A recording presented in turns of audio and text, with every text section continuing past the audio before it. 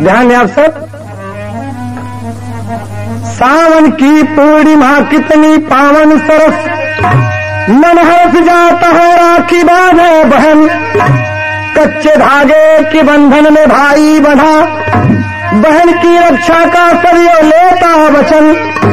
प्यार भाई बहन का अमर होता है, कीमत राखी की होती भी अनमोल है। रक्षाबंधन का टीका लगे माथ में, भाई बहना से बोला मधुर बोल है।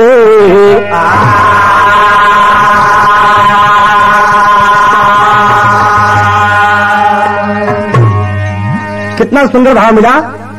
रक्षाबंधन का टीका लगे माथ में, भाई बहना से बोला मधुर बोल है। बाबूजी, भाई बहन का प्यार, ये रिश्ता कितना पवित्र होता है। आप सोनाटोन कंपनी से, कैसेट कंपनी से ये गीत में ये खूबी मिलेगी, विशेष ध्यान दें। श्रोताओं से मेरा निवेदन है, देखिए आप, एक ताल लगा था गजल के। कोई पूछे जरा मेरे दिल से, कोई पूछे जरा मेरे दिल से, आप कितने वफादार निकले। कोई पूछे जरा मेरे दिल से, कोई पूछे जरा मेरे दिल से, आप कितने वफादार निकले। कोई पूछे जरा मेरे दिल से, आप कितने वफादार निकले। कोई पूछे जरा मेरे दिल से, आप कितने वफादार निकले। कोई पूछे जरा मेरे दिल से, आप कितने वफादार निकले। आंसुओं की जो मांगी है कीमत, आंसुओं की जो मांगी है कीमत, जिंदगी के खरीदार निकले। आंसुओं की जो मांगी है कीमत, जिंदगी के खरीदार निकले। आंसुओं की जो मांगी है कीमत, जिंदगी के खरीदार निकले। गीत का ओरिजिनल भाव रहा, लेकिन है देखा, सावन की पूर्णिमा हंस रही है, सावन की पूर्णिमा हंस रही है, रक्षाबंधन का त्योहार आया।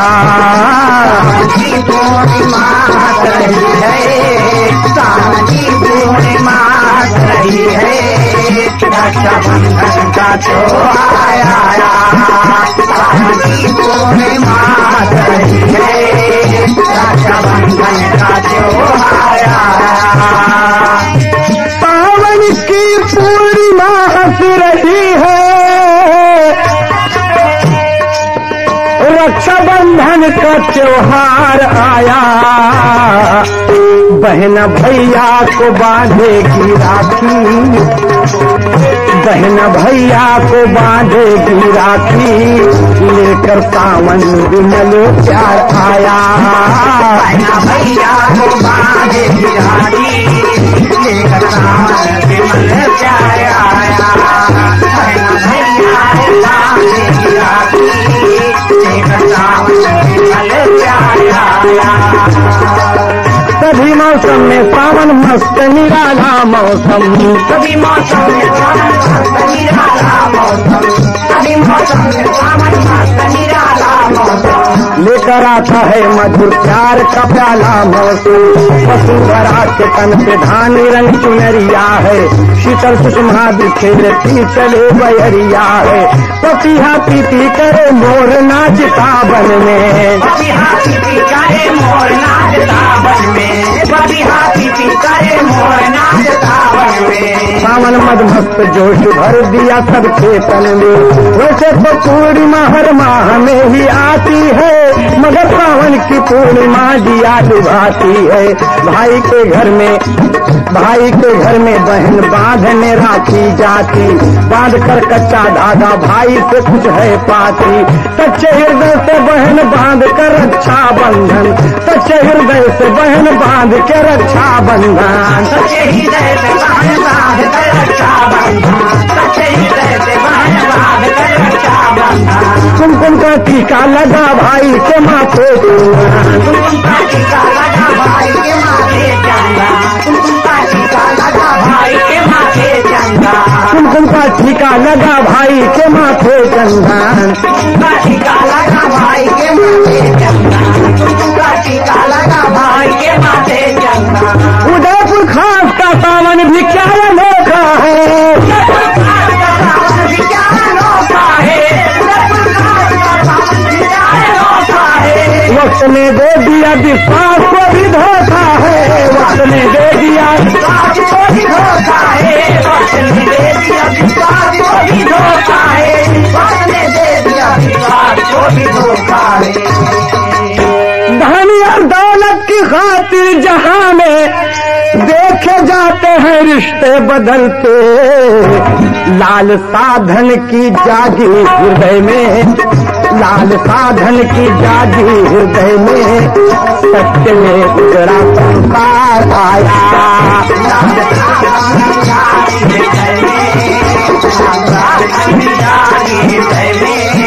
सत्य में उजड़ा संसार आया, लाल साधन की जागी हृदय में, सत्य में उजड़ा संसार आया।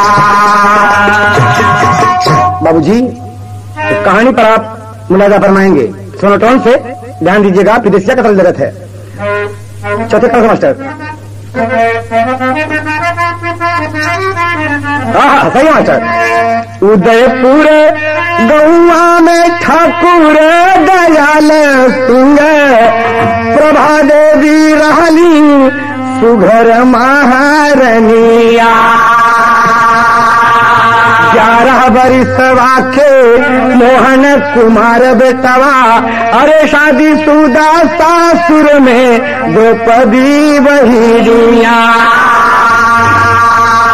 ठाकुर साहब एक दिन मन में विचार कैले, अरे आज ठाकुरा इनसे बोलले बचनिया।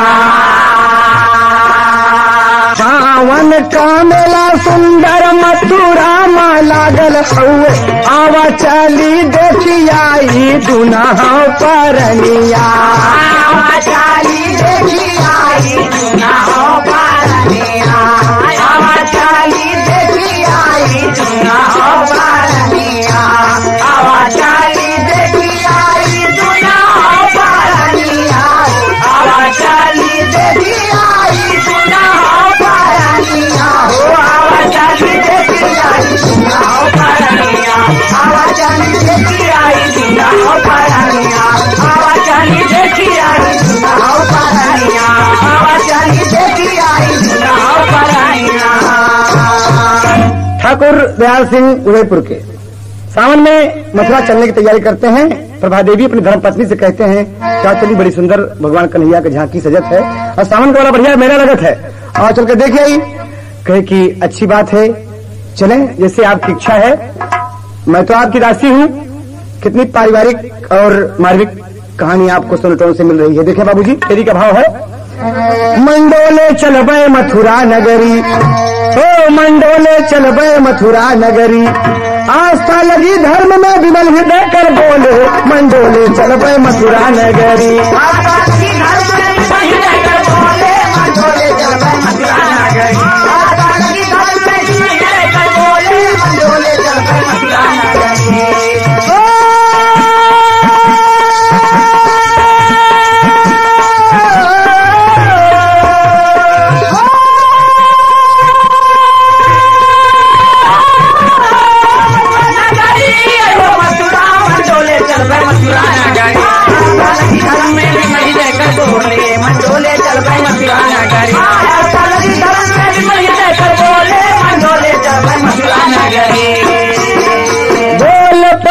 ठकुराल घर में बेटा केवल मोहन लाल, एक बिटिया द्रौपदी बाटे लेकिन है अपने ससुराल। देगा रोज मेरे मोहन को कौन बना कर रोटी दाल, के करे माते छोड़ के मथुरा, के करे माते छोड़ के मथुरा, चल गई घर का जंजाल। के करे माते छोड़ के मथुरा, घर का जंजाल, के करे माते छोड़ के मथुरा, घर का जंजाल।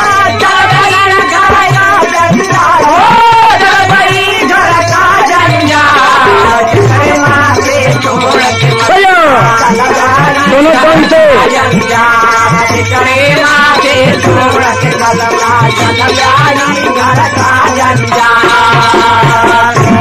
महतारी फिर बोली पहले बिटिया का बोलवावा, अरे बिटिया नहीं घर में कई के आगे पिया कदम बढ़ावा हो, मंडोले चलबे मथुरा नगरी। अरे बोलकर अमृत बाणी आज सुधारस घोले, मंडोले चलबे मथुरा नगरी। कहे मम्मी बेटवा हमारा मोहन 11 वर्ष का पढ़ रहा है और कोई घर में नहीं है, बिटिया शादीशुदा अपने ससुराल में है, ओके बुलवा ले और यहाँ कहला ताकि बेटवा के पढ़ाई के तकलीफ न हो, रोटी दाल ओके भोजन बना के दे सके। कहे हाँ ये बात तो बिल्कुल ठीक कहा थो। कहे अच्छी बात है मैं आज ही जाता, नहीं तो हम सदेशा भेज दी थी और अपने सारे साहब को भेज दिए जरा सा बिटिया का लिया जावा। लड़की के मामा बुलाने के लिए जा रहा है। यहाँ एक तय लगा था, संहार गोरी घंघरा, संहार गोरी घंघरा, बाजे बसुरिया संहार गोरी घंघरा, बाजे बसुरिया संहार गोरी घंघरा, बाजे बसुरिया संहार गोरी घंघरा। आई ओरिजिनल, लेकिन हमारा कहना क्या है, बोलाई लिए बिटिया, बोलाई लिए बिटिया, अपने दुअरवा बोलाई लिए बिटिया, अपने दुअरवा बोलाई लिए बिटिया, अपने दुअरवा बोलाई लिए बिटिया, अपने दुअरवा हो अपने दुअरवा, अपने दुअरवा हो अपने दुअरवा, सावन के कजरी तू खेला नैहरवा बोलाई लिए बिटिया, अपने दुअरवा बोलाई लिए बिटिया, अपने दुअरवा बोलाई लिए बिटिया, अपने दुअरवा बोलाई लिए बिटिया। हम मथुरा वृंदावन करबे सफरिया, हम मथुरा वृंदावन करबे सफरिया, हम मथुरा वृंदावन करबे सफरिया, घरे दुआर तोहरे मात खेती बरिया, दुआर तोहरे मात खेती बरिया, दुआर तोहरे मात खेती बरिया, तोहरे भरोसवा पे, तोहरे भरोसवा पे मोहन छोकरवा बोलाई लिए बिटिया, अपने दुआरवा बोलाई लिए बिटिया, अपने दुआरवा बोलाई लिए बिटिया, अपने दुआरवा बोलाई लिए बिटिया। ये बाबूजी, बेटी जब द्रौपदी आ गई तो कहा थी बिटिया तू रहू, हम मथुरा वृंदावन के सावन के मेला देखे जा, भगवान के दर्शन करब और कृतार्थ हो। बिटिया हम जाते तू एक देखो, मोहन तोरे भरोसे पे है। कहते बाबूजी आप चिंता न करें, मोहन तो हमारा छोटका भैया है, एक हम बहुत दुलार से रखब। लेकिन का कर बाबूजी, मोहन से बोले लिए खिलौना,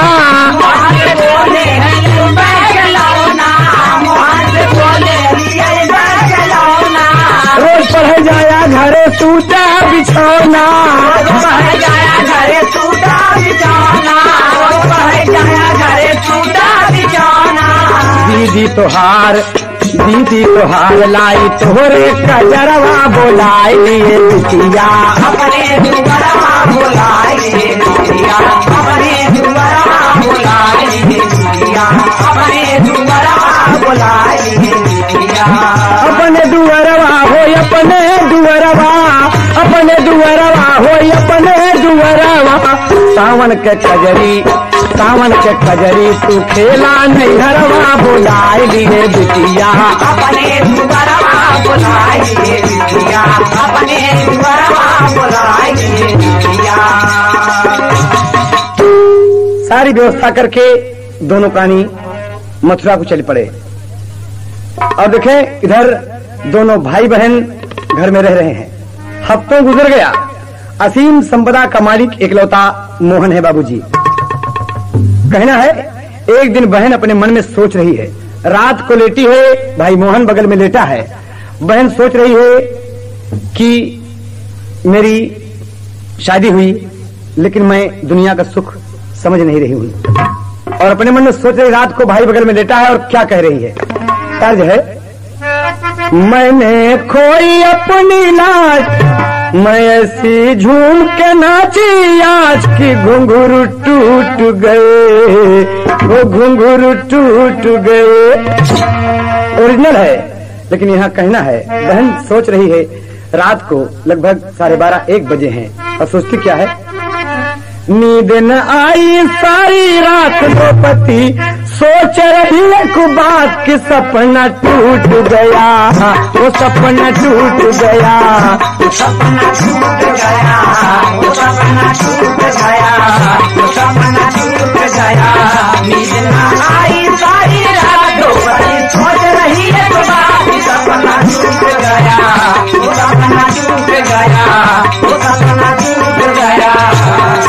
क्या सोचती है, मेरी निर्धन के घर शादी हुई, जीवन की मेरे बर्बादी हुई, जीवन की मेरे बर्बादी हुई, जीवन की मेरे बर्बादी हुई। हर कितना खुशहाल मेरा, नहीं हर कितना खुशहाल मेरा, एक भाई मोहनलाल मेरा, भाई मोहनलाल मेरा, भाई मोहनलाल मेरा। भाई के खजाना काफी है, यह कितनी नाइंसाफी है, कितनी नाइंसाफी है, कितनी नाइंसाफी है। पता लगा लोग का चाटा है, यह भाई बीच का कांटा है, भाई बीच का कांटा है, भाई बीच का कांटा है। मोहन को करुआ दास होगा गुलशन, ये बात की सपना टूट गया, वो सपना टूट गया, वो सपना टूट गया, वो सपना टूट गया। मोहन को मैं गुलशन होगा बात की सपना टूट गया, सपना टूट गया, सपना टूट गया। सोचने लगे मास्टर, यही सोच रही है कि मेरा भाई बीच का कांटा है और भाई के प्रति ये बहन द्रौपदी की नीयत खराब हो गई बाबूजी। 11 वर्ष का नाबालिग बच्चा जो दर्जा 5 में पढ़ रहा है, जिक्र भरोसे मातारी बाप छोड़ के मथुरा वृंदावन चले गए, तो भाई सुख की नींद सो रहा है, भाई बहन के लिए कांटा बन गया। और क्या कहती है, लगे मास्टर,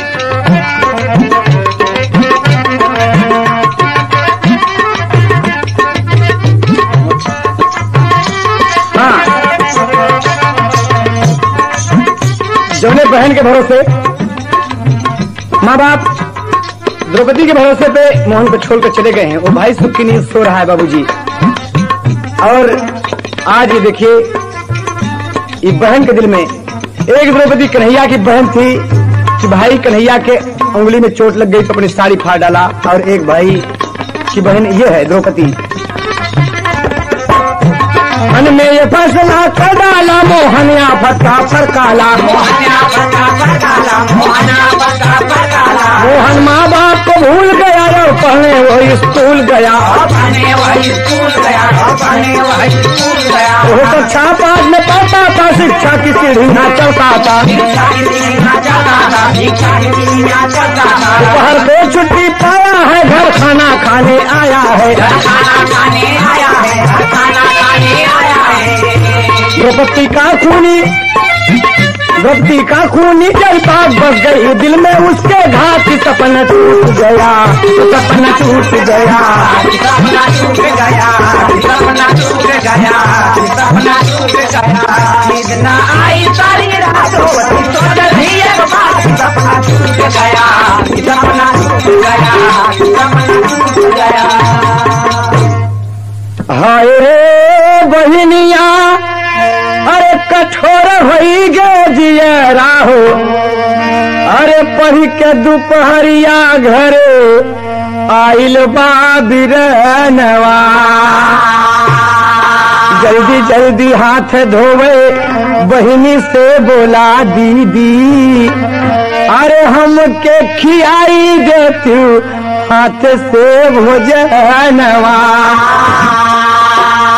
जब से माई बाप गईले मथुरा कन्हैया घरे, कबहू न प्रेम से खियलू भोजनवा। अरे थाली परोसी गईली, चौका पे बैठी गईली, अरे रही रही के हंसै लागल मोहन लालनवा।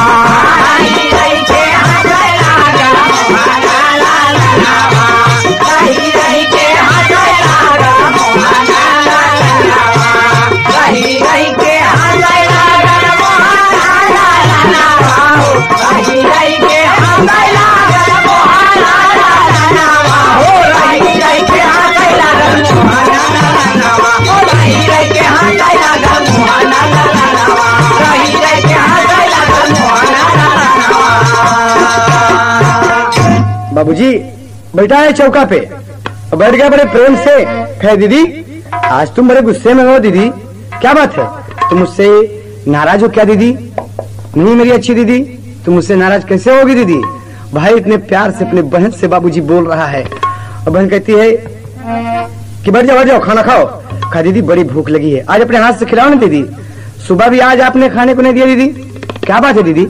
कहा कोई बात नहीं, सुनो, कहा कुछ खाने को दो दीदी। दीदी जल्दी करो, यहीं पर नहीं समय खत्म हो जाएगा दीदी तो स्कूल को देरी होगी। कहा अच्छा। थाली परसी गई बाबूजी, थाली परसी गई, खतरा हो गया। देखें बाबूजी यहीं पर भाई जैसे कवर उठाता है, ये निर्दयी कठोर बहन, धिक्कार है ऐसी बहन पर, और ऐसी लड़कियों को बहन करना थोक। बाबूजी एक तारीख लगा था फिल्म दुल्हा गंगा पार के, पहला कवर उठाया है लक्ष्मी नारायण जैसे करने चल रहा है, ताज लगा था। भूखा है कवर उठाया, भूखा है कवर उठाया, जो मोहन रोटी दाल का, तबले बुलौआ बबुआ आई गईल काल का। तबले बुलौआ बबुआ आई गईल काल का, तबले बुलौआ बबुआ आई गईल काल का। भूखा है कवर उठाया, भूखा है कवर उठाया, जो मोहन रोटी दाल का, तबले बुलौआ बबुआ आई गईल काल का, तबले बुलौआ बबुआ आई गईल काल का। मुन्ना सांप पकड़ लिया, मोहन कहा दीदी, अरे झट खींच के चाटा मारी, झट खींच के चाटा मारी, और लाल कर दिया गाल का, तबले बुलौआ बबुआ आई गईल काल का, तबले बुलौआ बबुआ आई गईल काल का, तबले बुलौआ बबुआ आई गईल काल का। भूखा है कवर उठाया, भूखा है कवर उठाया, जो मोहन रोटी दाल का, तबले बुलौआ बबुआ आई गईल काल का, तबले बुलौआ बबुआ आई गईल काल का। द्रौपदी बहिनिया की मनवा पे खोटी, ओ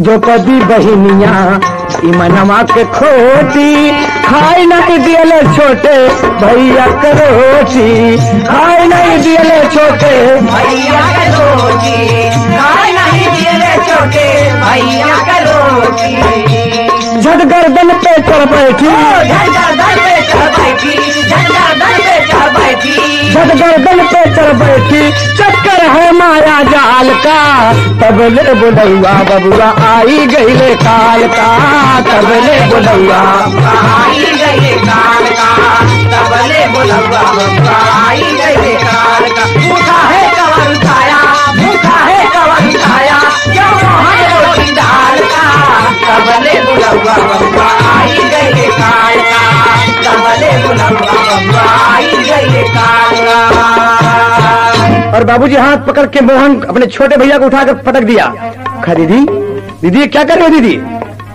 कहा ये पांव रखकर दबाना चाहती है बाबूजी गर्दन पर। कहा दीदी नहीं नहीं दीदी दीदी तुम मेरी अच्छी दीदी नहीं नहीं दीदी ऐसा ना करो दीदी। कहा हरामखोर तू मेरे बीच का कांटा है, तू यहाँ सुख भोग और मैं सासुर में गरीबी भोगूं। इकलौता मालिक है, तेरे रहते हुए मैं यहाँ की मलकिन नहीं बन सकती। कहा नहीं दीदी दीदी मेरी जान मत लो दीदी मेरी जान मत लो दीदी मेरी प्यारी दीदी तुम अच्छी हो दीदी। का चुप हरामजादे तुम अकेले प्रॉपर्टी के मालिक हो। कहा दीदी तुम सब ले लो दीदी सब ले लो दीदी मेरी कसम दीदी मैं तुम्हें सब कुछ दे दूंगा, मान लो मेरी बात दीदी। और पांव बाबूजी गर्दन पे रखा है, पांव गर्दन पे रखा है बाबूजी।